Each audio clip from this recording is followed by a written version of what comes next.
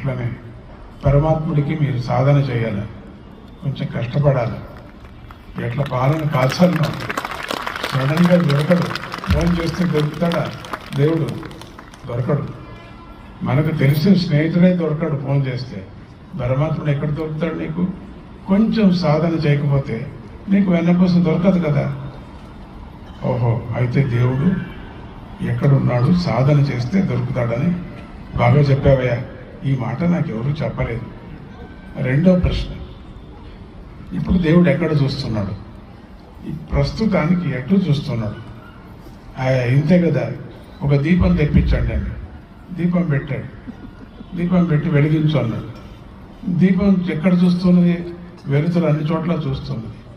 ఈ వెలుతురు ఎక్కడ చూస్తుంది? అన్ని చోట్ల చూస్తున్నది. అట్లనే పరమాత్ముడు ఇప్పుడు అన్ని చోట్ల చూస్తున్నాడు.